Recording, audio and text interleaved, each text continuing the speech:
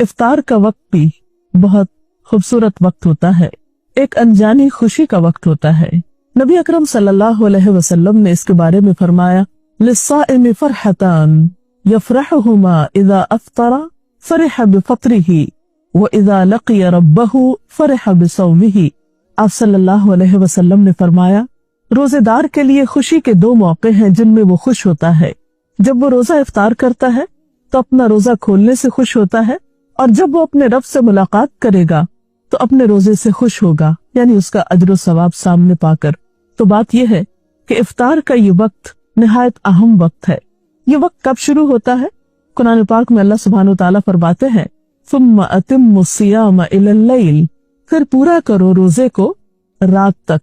गोया जब रात का आगाज हो जाए, रात शुरू हो जाए, सूरज गुरूब हो जाए, तो वो रोजेदार के रोजे इफ्तार करने का वक्त होता है।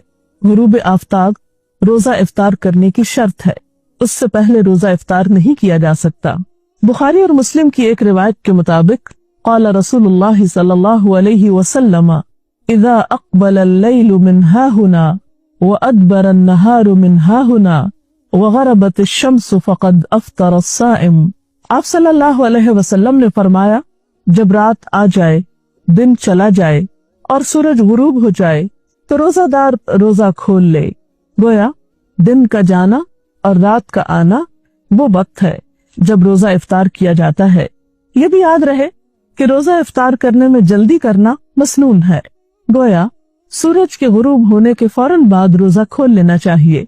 हजरत अनस रज़ियल्लाहु ताला अन्हु फरमाते हैं कि इन्ना नबी सल्लल्लाहु अलैहि वसल्लम लम यकुन लियुसल्ली अल-मग़रिब हत्ता युफ्तिरा वलो अला शरबत माइन, कि आप सल्लल्लाहु अलैहि वसल्लम इफ्तार किए बगैर मगरिब की नमाज नहीं पढ़ते थे, चाहे एक घूंट पानी से इफ्तार करते। गोया इससे ये भी पता चलता है कि इफ्तार का वक्त मगरिब की नमाज से पहले का है, यानी नमाज नहीं पढ़नी चाहिए जब तक कि इफ्तारी न कर ली जाए। हजरत सहल बिन साद से रिवायत है कि रसूलुल्लाह सल्लल्लाहु अलैहि वसल्लम ने फरमाया, लोग बराबर भलाई पर रहेंगे जब तक कि रोजा खोलने में जल्दी करेंगे। जैसा कि सहरी के बारे में गुफ्तगू करते हुए आपको बताया गया था कि बहुत जल्दी सहरी करने की बनिस्बत ताखीर से सहरी करना लेकिन वक्त के अंदर ज्यादा अफसल है। इसी तरह इफ्तार में भी बहुत ताखीर नहीं करनी चाहिए कि मसलन रात का जब बहुत अंधेरा हो जाए, इशा की नमाज का वक्त हो जाए, तो एक शख्स समझे कि अब इफ्तार करना ज्यादा सवाब का बायस है क्योंकि मैंने सब लोगों से 1-1.5 घंटा ज्यादा लंबा रोजा रखा है और देर से खाया पिया है। तो ऐसा करना कुछ सवाब का बायस न होगा, बल्कि उल्टा सुन्नत रसूल सल्लल्लाहु अलैहि वसल्लम की मुखालफत होगी। तो आपने फरमाया कि लोग भलाई पर रहेंगे जब तक कि इफ्तार में जल्दी करेंगे, गोया एतदाल में रहेंगे। तो इससे ये पता चलता है कि हमारा दीन हमें हर मामले में एतदाल का सबक देता है। इंतहा पसंदी हमारे दीन का हिस्सा नहीं है। एक और हदीस के मुताबिक वो लोग अल्लाह के महबूब बंदे होते हैं जो इफ्तार करने में जल्दी करते हैं। अन अबी हुरैरा क़ाल क़ाल रसूलुल्लाह सल्लल्लाहु अलैहि वसल्लम क़ाल अल्लाहु अज़्ज़ व जल्ल अहब्बु इबादी इलैया आजलुहुम फ़ित्रन, कि अल्लाह ताला फरमाते हैं, मुझे मेरे बंदों में सबसे ज्यादा महबूब वो हैं जो इनमें से इफ्तार में जल्दी करने वाले हैं। गोया अल्लाह ताला की इताअत करने में देर न करना, जब हुक्म आ जाए तो फिर पसोपेश न करना अल्लाह ताला को पसंद है। फिर इसी तरह हम देखते हैं हजरत अनस रज़ियल्लाहु ताला अन्हु से रिवायत है, और आप जानते हैं कि हजरत अनस रज़ियल्लाहु ताला अन्हु हुजूर अकरम सल्लल्लाहु अलैहि वसल्लम की खिदमत में 10 साल तक रहे। वो कहते हैं कि आप सल्लल्लाहु अलैहि वसल्लम नमाज मगरिब से पहले ताजा खजूरों से रोजा इफ्तार फरमाते। अगर ताजा खजूरें न होती तो खुश्क खजूरों से इफ्तार फरमाते। अगर खुश्क खजूरें न होती तो चंद घूंट पानी से ही इफ्तार फरमा लेते। तो इससे पता चलता है कि दूसरी चीजों के निस्बत खजूर से रोजा इफ्तार करना आपको ज्यादा पसंद था।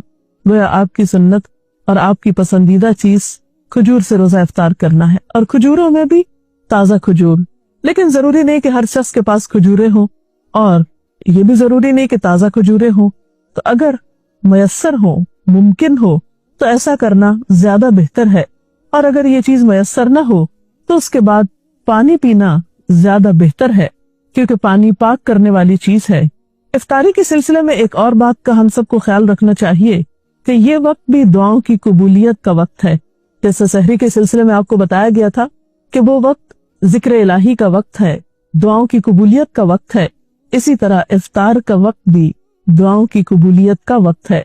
इस सिलसिले में हम देखते हैं कि आप सल्लल्लाहु अलैहि वसल्लम ने फरमाया, सलासु दअवातिन ला तुरद्दु दअवतुल वालिदी व दअवतुस साइमी व दअवतुल मुसाफिरी, कि 3 आदमियों की दुआ रद्द नहीं की जाती, बाप की दुआ, रोजादार की दुआ और मुसाफिर की दुआ। तो गया इंसान इन तीनों हालतों से फायदा उठा सकता है। वालिदैन को अपने बच्चों के लिए खुसूसी दुआएं करनी चाहिए। इसी तरह रोजादार इफ्तार के वक्त खास तौर पर दुआ करे, दिन में भी दुआ कर सकता है लेकिन खुसूसन इफ्तार के वक्त। और इसी तरह मुसाफिर भी आम दिनों की निस्बत सफर की हालत में अल्लाह ताला के ज्यादा करीब होता है, इसलिए उसको इस मौके से भी फायदा उठाना चाहिए। इफ्तारी के लिए आप सल्लल्लाहु अलैहि वसल्लम ने खुद भी दुआ सिखाई है। अन इब्न उमर क़ाल कान नबी सल्लल्लाहु अलैहि वसल्लम इज़ा अफ्तर क़ाल ज़हब अज़्ज़मअ वब्तल्लत अल-उरूक़ व सबत अल-अज्र इंशाअल्लाह, जिसका तर्जुमा है प्यास खत्म हो गई, रगे तर हो गई और रोजे का सवाब पक्का हो गया इंशाअल्लाह। इसी तरह इफ्तार की कुछ और दुआएं भी आपने सिखाई। हजरत मुआज़ बिन ज़ुहरा से रिवायत है कि नबी सल्लल्लाहु अलैहि वसल्लम जब रोजा इफ्तार करते तो फरमाते, अल्लाहुम्मा लका सुम्तु व अला रिज़्क़िका अफ्तरतु। इसका तर्जुमा है, ए अल्लाह, तेरे ही लिए मैंने रोजा रखा और तेरे ही रिस्क पर मैंने इफ्तार किया।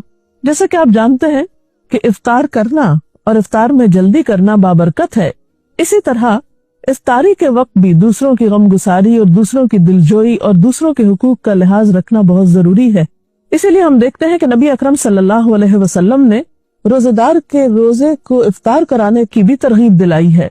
हदीस में आता है कि जिसने रोजादार को रोजा इफ्तार कराया उसे भी उतना ही अजर मिलेगा जितना अजर रोजादार के लिए होगा, और रोजादार के अजर से कोई चीज कम न की जाएगी।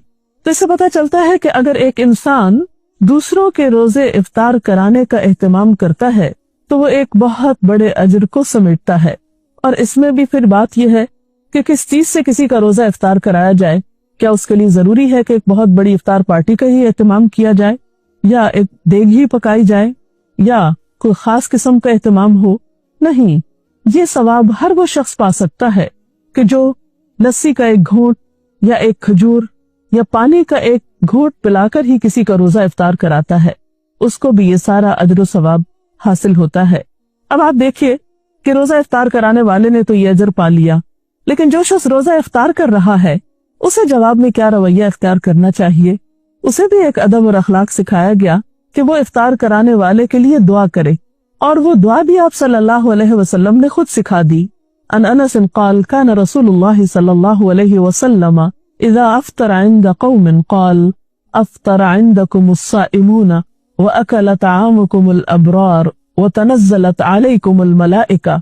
हज़रत अनस रिवायत करते हैं कि नबी सल्लल्लाहु अलैहि वसल्लम जब किसी के यहाँ रोजा इफ्तार फरमाते तो उनको ये दुआ दिया करते थे, अफ्तरा इंदकुमुस साइमून व अकल तआमुकुमुल अबरार व तनज़्ज़लत अलैकुमुल मलाइका, जिसका तर्जुमा है, रोजादार तुम्हारे यहाँ रोजा इफ्तार करते रहें, नेक लोग तुम्हारा खाना खाते रहें और फरिश्ते तुम्हारे यहाँ नाजिल होते रहें। तो गोया इससे ये पता चलता है कि इस मौके पर दूसरे का दिल खुश करना और उसके लिए अच्छी अच्छी दुआएं करना एक बेहतरीन अमल है। तो आज की गुफ्तगू का खुलासा ये है कि रोजा मुकम्मल करके इफ्तार करना चाहिए, इफ्तार में जल्दी करनी चाहिए। इफ्तार के लिए अफजल चीज खजूर और पानी है। इफ्तारी के वक्त दुआएं करनी चाहिए और मसनून दुआ याद कर लेनी चाहिए, अगर याद ना हो तो लिखी हुई सामने रखकर पढ़ लेनी चाहिए। इसी तरह दूसरों का रोजा इफ्तार कराने का भी एहतमाम करना चाहिए, लेकिन इस मामले में भी इत्तेदाल की जरूरत है। ऐसा न हो कि इस एहतमाम में पढ़कर इंसान अपनी मगरिब की नमाज भी खो दे या तरावी के लिए हिम्मत हार बैठे। हमारा दीन इत्तेदाल का दीन है, उसमें एक तरफ अल्लाह के हुकूक हैं और दूसरी तरफ बंदों के हैं, और दोनों ही अपनी जगह बहुत अहम है। अगर इस सिलसिले में आपका कोई सवाल हो तो आप कर सकते हैं। अभी हमने आपकी गुफ्तगू में सुना कि इफ्तारी का वक्त जो है वो दुआओं की कबूलियत का टाइम है, लेकिन आमतौर पे हमारे घरानों में देखा गया है कि इस वक्त इफ्तारी की तैयारी में ज्यादा ध्यान होता है اور دعاؤں کی طرف جو ہے وہ دھیان کم ہوتا ہے، تو اس چیز کو کیسے امپروو کیا جا سکتا؟ جی شکریہ. افطار کا وقت سحری کے وقت کی طرح ایک بہت بہترین وقت ہوتا ہے، دعاؤں کی قبولیت کا وقت ہوتا ہے، اور عام طور پر دیکھا گیا ہے کہ افطاری کی تیاری میں اتنا وقت لگ جاتا ہے کہ دعا کرنا بھی بھول جاتے ہیں، اور آخری وقت تک کچھ نہ کچھ پکایا جاتا رہتا ہے یا لگایا جاتا ہے، اور اسی میں سارا وقت گزر جاتا ہے. اس سلسلے میں بات یہ کہ ایک تو اوور ایٹنگ روزے کے سارے مقصد کو ختم کر دیتی ہے، پھر بعض اوقات طبیعت میں اتنی گرانی ہوتی ہے کہ اس کے بعد نماز جو ہے وہ ایک بہت بوجھل اور مشکل کام محسوس ہوتا ہے، پھر اسی طرح اسراف بھی ہوتا ہے. تو اس میں بھی اعتدال کی ضرورت ہے. انسان افطاری کی تیاری میں اگر جلدی کرے اور آخری وقت یعنی روزہ افطار کرنے سے پہلے کے کچھ لمحات جو ہیں وہ تمام کاموں کو چھوڑ کر خصوصی طور پر دعائیں کرنے میں گزارے تو یہ ایک بہت بہترین عمل ہوگا. ہم میں سے ہر شخص محتاج ہے، ہر شخص کسی نہ کسی مشکل کا شکار ہے. ہم بعض اوقات دوسروں سے کہتے ہیں کہ آپ ہمارے لیے دعا کریں، وہ بھی ایک اچھی بات ہے، کروا سکتے ہیں دوسروں سے دعا، لیکن جب ہمارے اپنے پاس ایک وقت ہوتا ہے دعا کرنے کا، ہمیں اللہ تعالیٰ خود موقع دے رہے ہیں، اور انسان خود اپنے لیے جیسی دعا کر سکتا ہے سنجیدگی کے ساتھ، اخلاص کے ساتھ، آہوزاری کے ساتھ، وہ کوئی دوسرا کیسے کر سکتا ہے. اور پھر جب اللہ تعالیٰ ہمیں ایسے مواقع دے رہے ہیں کہ جب وہ خود بتاتے ہیں کہ یہ قبولیت کا وقت ہے، مانگو مجھ سے، ان مواقع کو بھی ہم ادھر ادھر کی چیزوں میں گنوا دیتے ہیں، تو یہ ہمارے لیے باعث حسرت ہو سکتا ہے.